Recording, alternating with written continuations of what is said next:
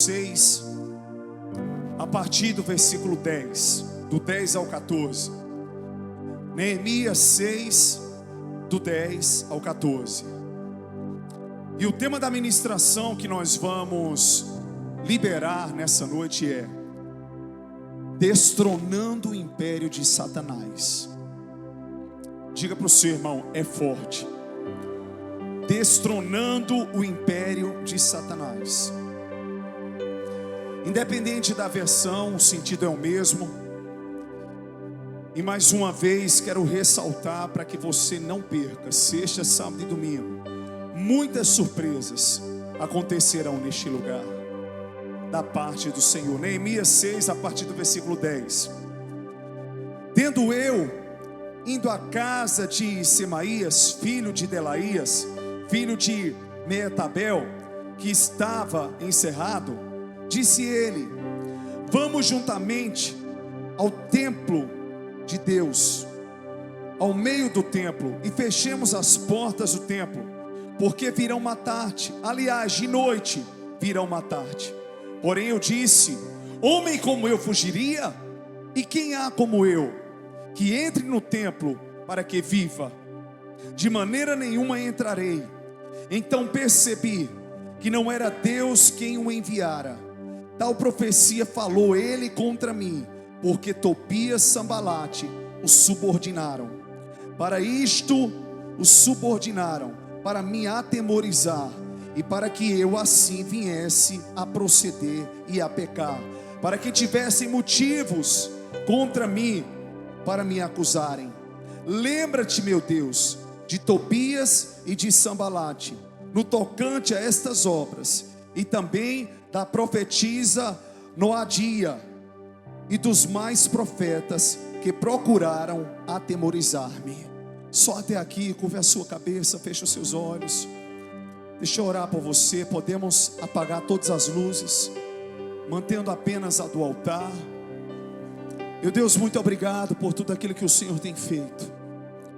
Muito obrigado pelas tuas obras, por tudo aquilo que o Senhor já tem falado até aqui, pelas tuas maravilhas, Pai, porque se não fosse a tua bondade, nós não estaríamos aqui. Nessa quarta do renovo, eu creio que o Senhor tem uma porção nova para nós. Até aqui já ouvimos liberações proféticas tremendas, mas cremos que o Senhor tem algo mais para cada vida e cada coração que veio até este lugar. Meu Deus, já consagramos a Ti o aniversário da igreja, porque nada tem a ver conosco, Pai, tudo tem a ver com o Teu mover. Não tem a ver com o pastor André, não tem a ver com quem canta, com quem toca, com quem dança. Tem a ver com tudo aquilo que o Senhor fez ao longo de 15 anos, porque a igreja é Tua, a obra é Tua e Tu és o cabeça. Que o Senhor seja glorificado em todo o tempo, em nome de Jesus, amém. Se você crê que Deus está aqui e que Ele é aquele que fala conosco, mais uma vez aplauda Jesus, aleluia, oh glória. Destronando o império de Satanás.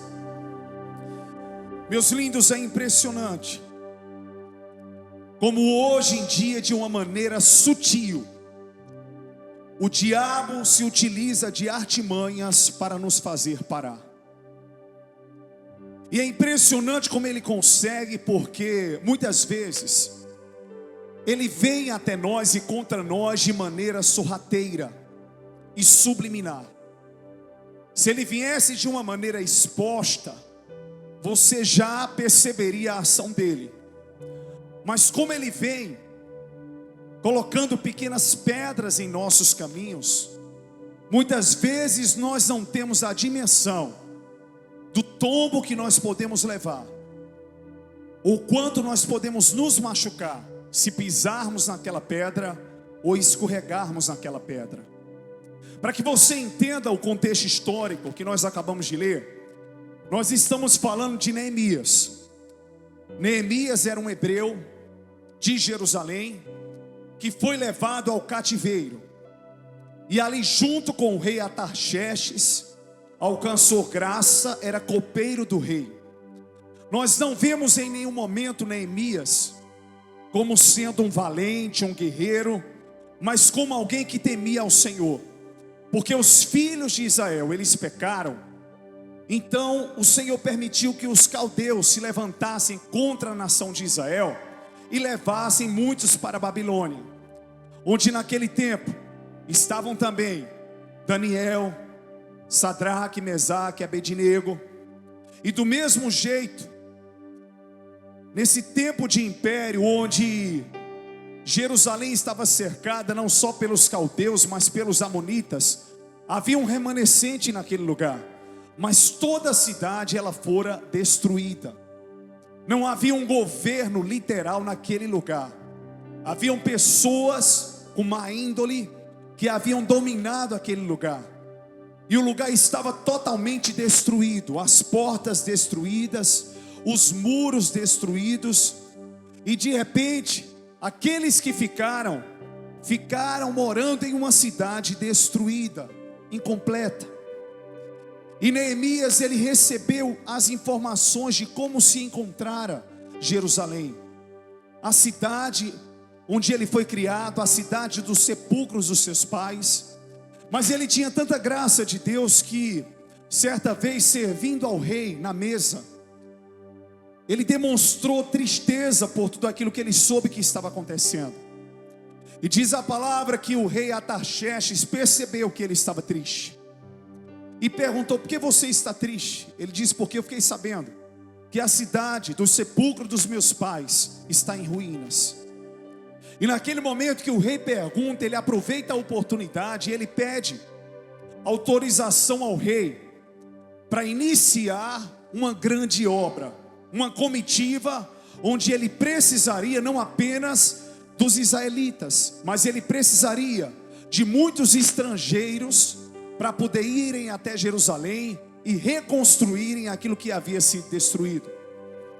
E naquele momento, tanto o rei como a rainha perguntaram quanto tempo ele precisava. Ele pediu autorização ao rei, com cartas para que ele pudesse passar pela floresta e pegar madeira com Asaf, que era o guarda da floresta, para que ele pudesse entrar em Jerusalém já com todo o material que ele precisaria, para que fosse servido também todo o material de reconstrução daquela obra.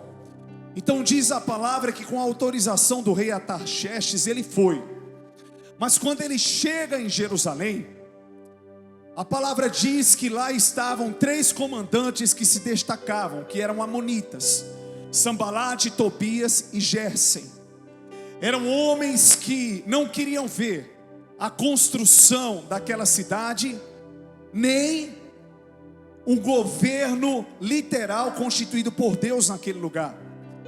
Então diz a palavra que em todo tempo eles também não podiam impedir a ação dos israelitas, até porque ele tinha autorização do rei Artaxerxes, e consequentemente eles não podiam contrariar uma ordem do rei. Ele tinha um documento, ele tinha a assinatura.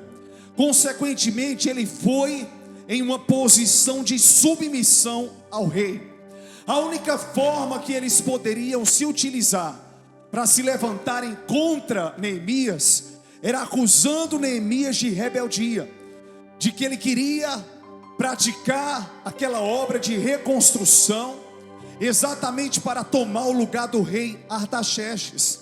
E diz a palavra que eles começaram a levantar situações, a levantar calúnias e mentiras contra Neemias, para que eles tivessem motivo de acusá-lo, para que o rei se voltasse contra ele. Mas em todo tempo Neemias ele caminhava debaixo de uma prudência, tanto espiritual, porque ele sabia que Deus havia convocado ele para aquela missão. E por incrível que pareça, não foi um profeta que veio e disse: Neemias, Deus está mandando você fazer isso, porque naquele tempo as pessoas elas eram guiadas pelas vozes proféticas. E naquele momento ele sentiu a necessidade que estava no coração de Deus, e Deus o impulsionou a fazer algo pela sua nação. Existem líderes que são constituídos por Deus, que Deus aponta e diz: é você. Existem outros que são levantados por Deus também, por causa da disponibilidade do coração. Se você não quer, tal pessoa quer, mas a obra de Deus não vai deixar de ser feita, não vai deixar de ser executada, porque o fundamento é Ele, a pedra angular é Ele. Ele não disse aos discípulos Jesus que a igreja estava fundamentada em pessoas, Ele disse que a igreja estava fundamentada nele, e contra esta igreja jamais as portas do inferno prevaleceriam. Quantos creem que é assim? Digam aleluia! E diz a palavra que em todo tempo eles queriam atemorizar Neemias. Por quê? Porque se existia um princípio que estava no coração dele, era o princípio da submissão. Ele não queria ser governo, ele não queria ser rei, ele só queria o bem para o povo. Mas as pessoas queriam ter um motivo para acusá-lo.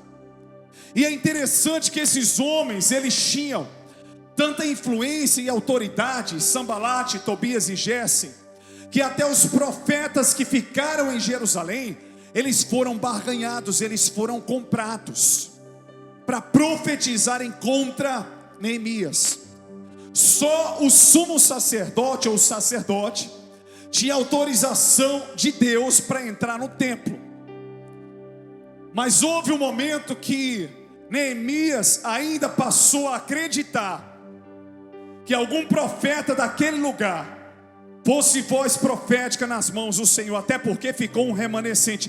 O que é um remanescente?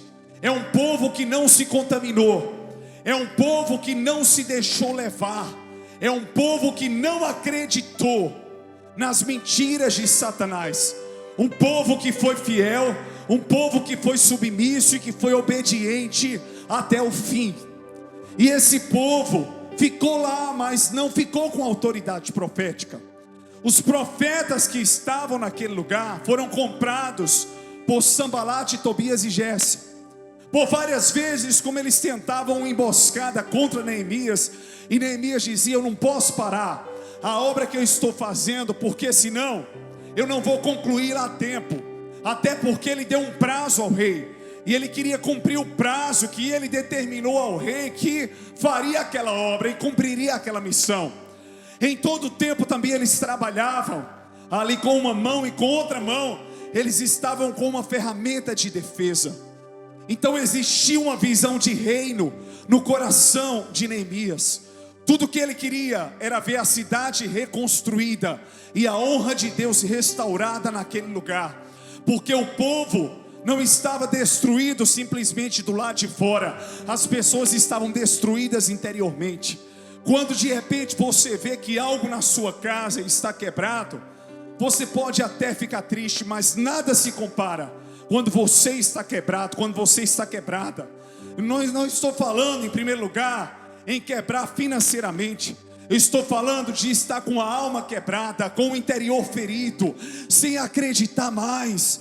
Tantos anos haviam se passado e de repente a esperança adiada começa a adoecer o coração, e você é como se não acreditasse mais naquilo que Deus vai fazer, o que Ele pode fazer, ou quem Ele vai levantar para realizar, para fazer aquela obra extraordinária. E diz a palavra que Neemias, em todo aquele momento, ele vai até a casa de Semaías, filho de Delaías. Era um profeta do Senhor. E ele pensou consigo, talvez: não, esse aqui não se contaminou, esse aqui é alguém que está imune a tudo aquilo que está acontecendo. Mas chega o profeta e diz: olha, vamos ao templo para ficarmos no meio do templo, e lá ficaremos trancados, porque eles virão te matar à noite. Era uma falsa profecia, porque em primeiro lugar contrariava um princípio de Deus, que só o sumo sacerdote podia entrar no templo. E ele diz: como eu posso entrar? Se eu entrar no templo, eu estarei errando, eu serei fulminado. E mesmo que não fosse, seria um motivo para que os seus inimigos tivessem razões para acusá-lo. Mas naquela hora, o Espírito Santo de Deus, que mesmo não habitando nele, repousava sobre ele, trouxe discernimento. Primeiro princípio que eu quero que você entenda, e eu agora vou começar a pregar, para que você possa destronar a ação do diabo contra a sua vida. A primeira coisa que você precisa ter, o primeiro princípio que você precisa viver, é ter em Deus discernimento do que está acontecendo à sua volta. Quem é que está dizendo isso? É Deus? É o homem? Ou é o diabo? Está de acordo com a palavra? Tem a ver com a palavra? Tem a ver com aquilo que Deus me disse? Até o que o pastor prega aqui, faça como os crentes de Bereia, chegue em casa, vá conferir, vá confirmar. Ele diz: não, isso aqui está errado. Tem coisa errada aqui, porque Deus não me mandaria entrar em um lugar onde os seus princípios para essa época não me permitem.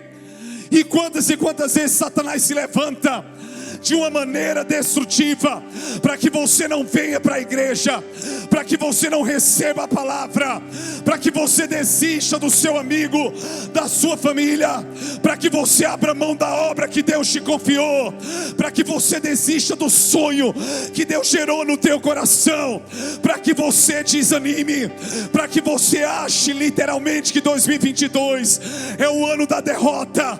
Mas eu declaro nessa noite que Satanás será derrotado, porque Deus te dará discernimento, Deus trará clareza, e você vai entender: não, isso aqui não é de Deus, isso aqui não me traz paz, isso aqui não testifica, porque todos aqueles que são filhos são guiados pelo Espírito. E eu declaro que você não será mais enganado nem enganada pelo diabo. Se você crê e recebe, diga aleluia e aplauda lindamente a Jesus.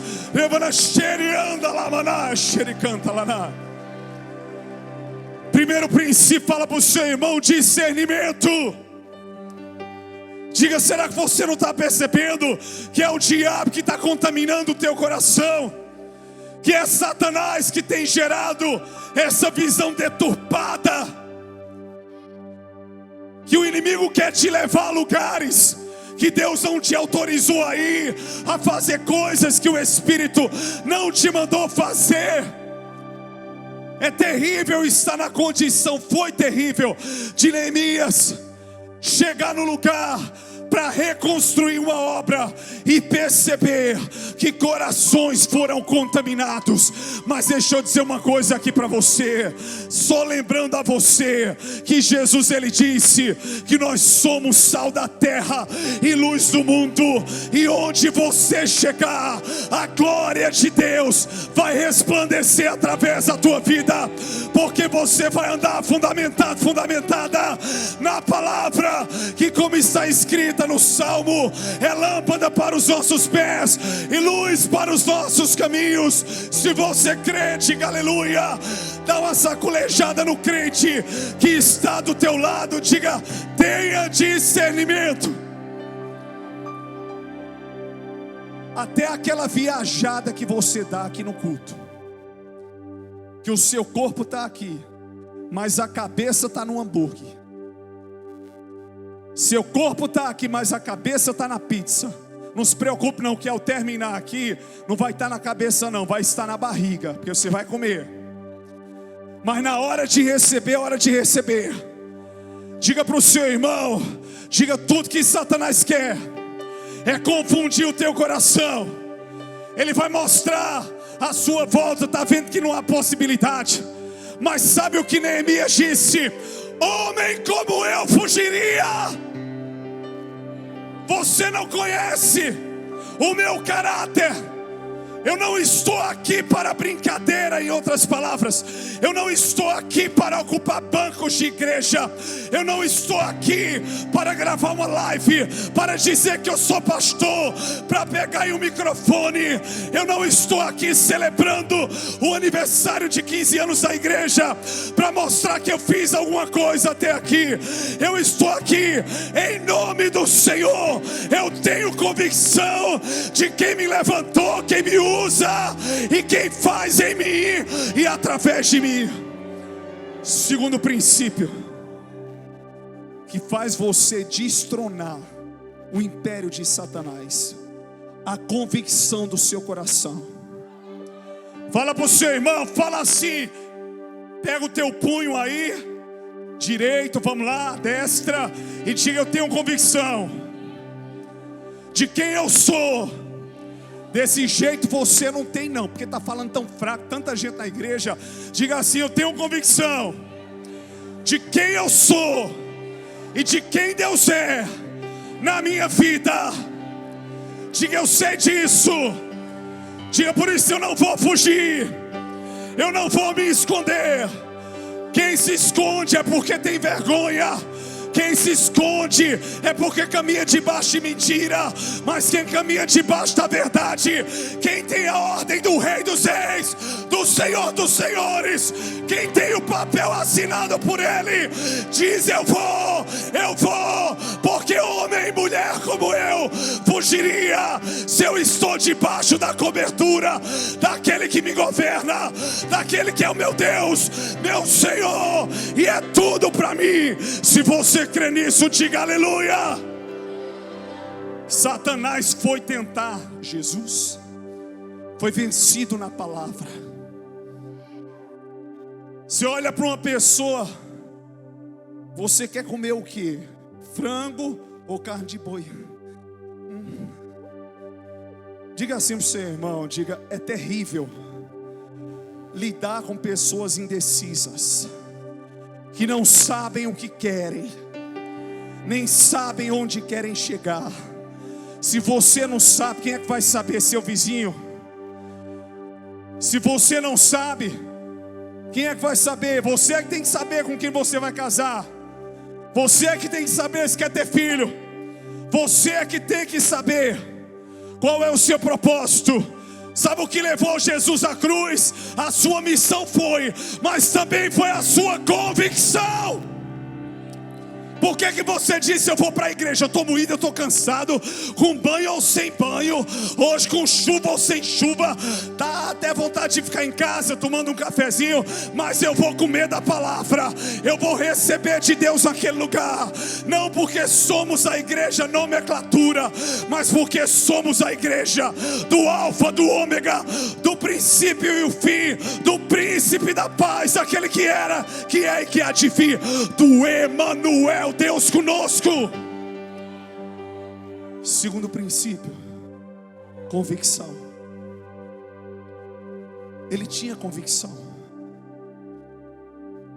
E é interessante que a sua convicção trouxe um discernimento geral. Ele foi comprado.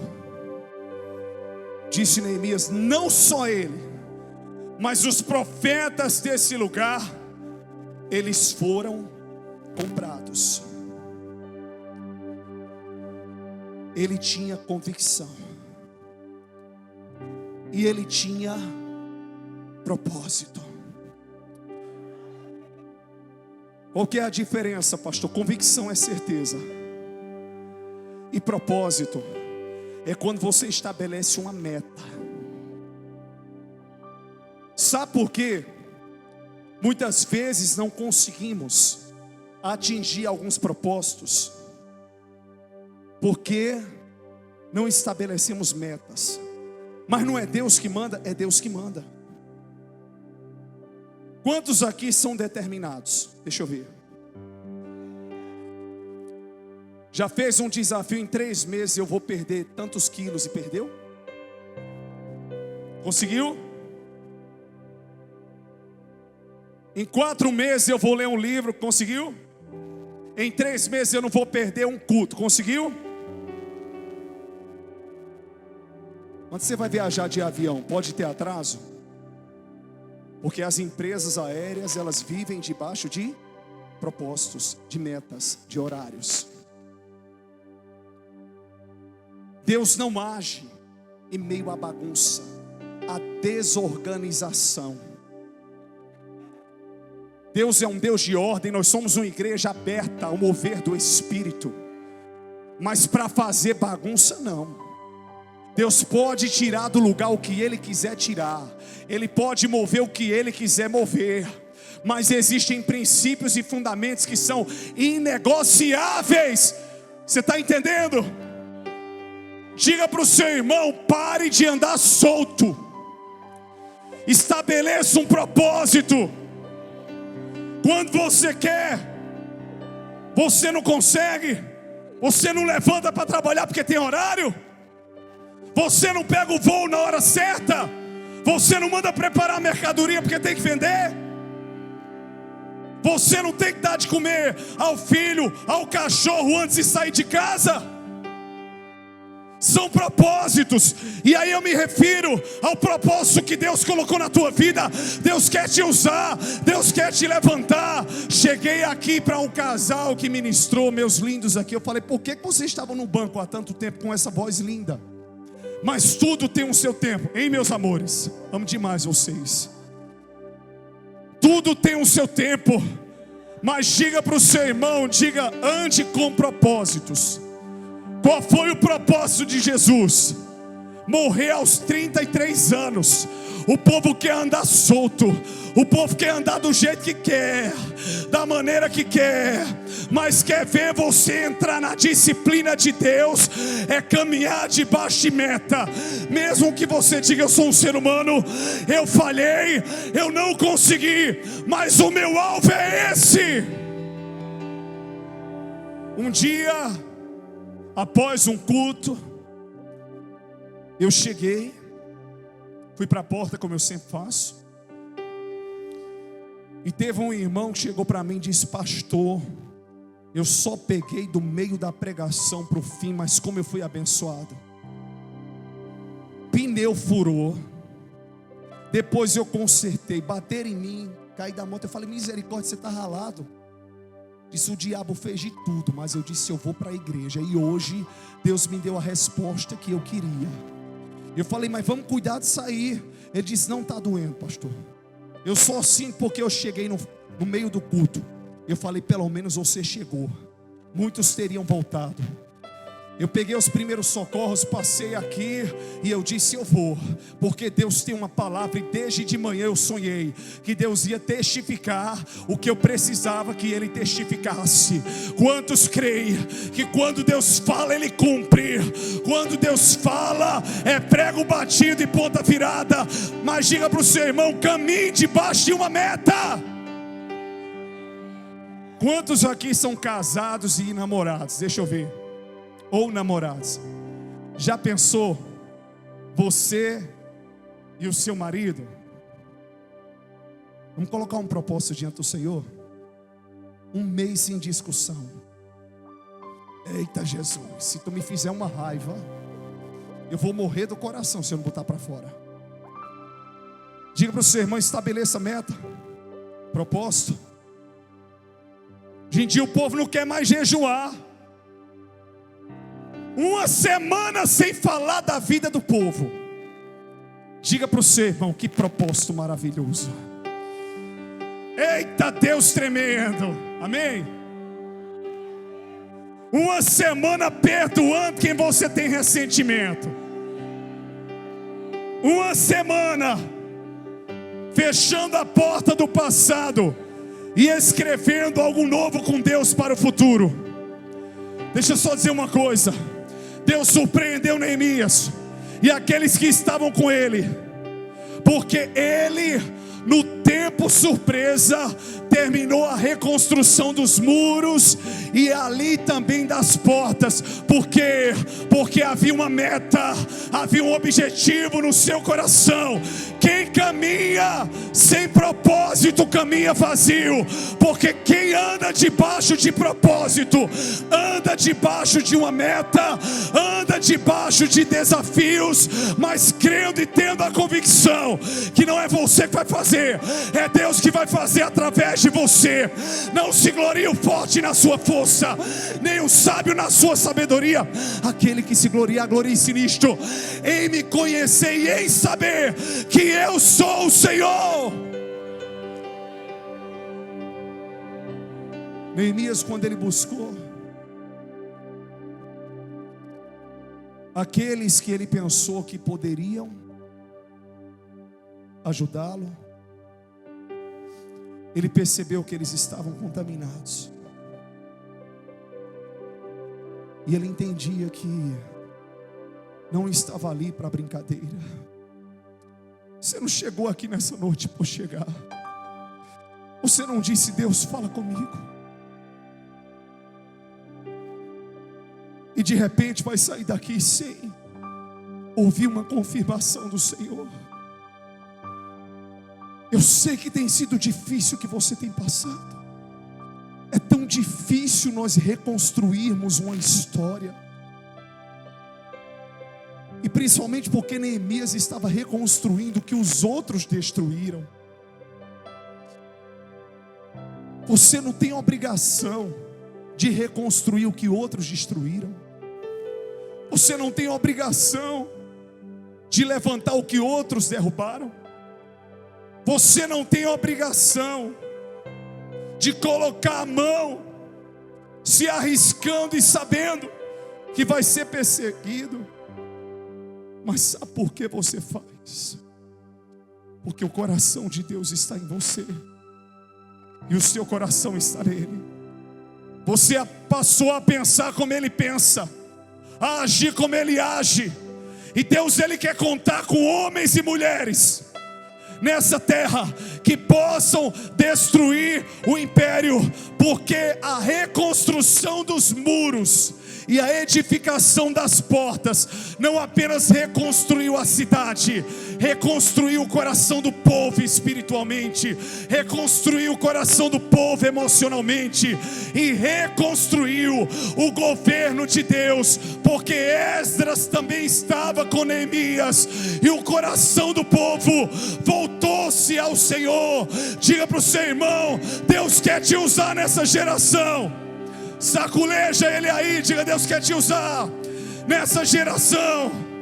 Pode acontecer o que acontecer, podem falar o que for, pagar o preço que for.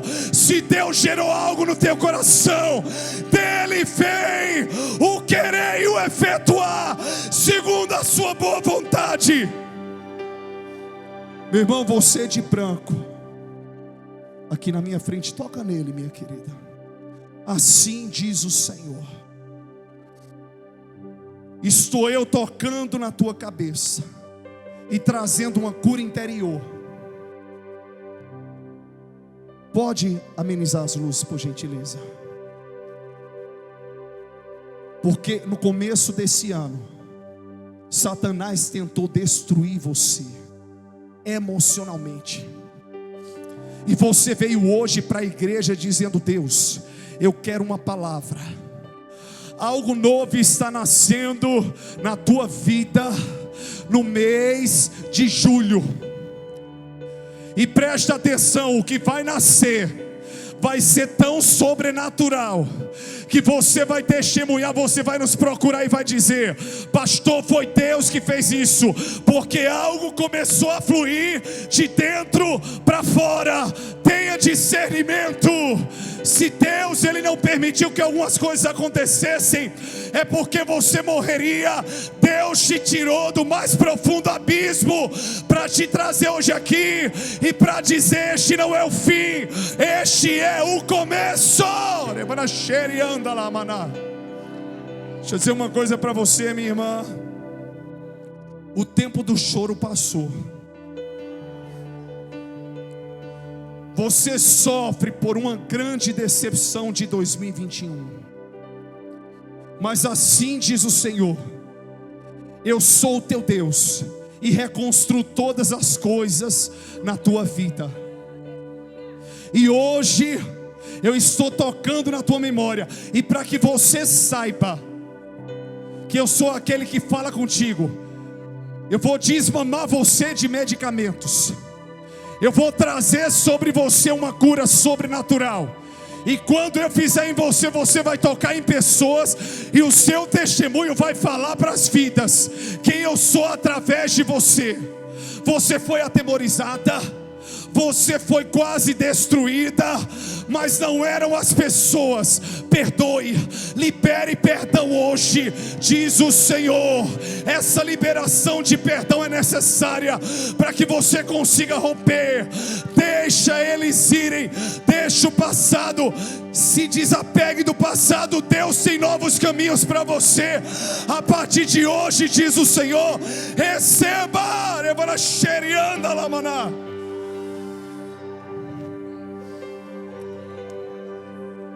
Minha irmã, toca assim nas suas costas. Deus tentou tocar na tua estrutura principal, na tua coluna,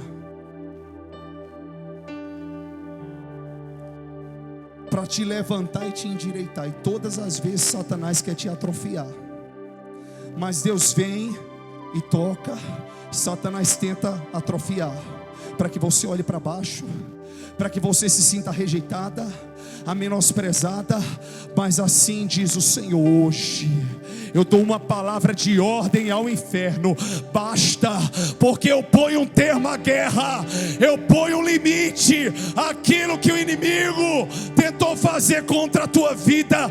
Ele queria te quebrar, te torar no meio, mas eu hoje toco de vez e digo: nela você não toca mais, com ela você não mexe mais. Por isso que muitas vezes vieram dores sobre o teu corpo, dores sobre a tua coluna, eram ações malignas tentando te tocar. Mas assim diz o Senhor: quem te tocará a partir de hoje será apenas a mão poderosa da minha presença. Receba em nome de Jesus. Se você crê, aplauda lindamente ao Rei da Glória. Se é para Ele, mais forte, mais forte. Leva na xere, anda lá, maná, xere, canta lá, maná, xere. Oh, leva na sobre, anda lá, maná. Leva na xere, anda lá. Existem impérios que precisam ser destronados, e eles só serão com discernimento, com convicções e com propósitos. Eu queria que você falasse uma última coisa para o seu irmão. É forte. Diga para o seu irmão: não caminhe solto não, é perigoso. Caminhe debaixo de metas. Esse é o propósito de Deus. Agora, não serão metas estabelecidas por você, mas pelo próprio Deus. Diga assim: este ano, fala com fé, se endireite na cadeira, que você está muito assim, ó. Vamos lá, se endireite.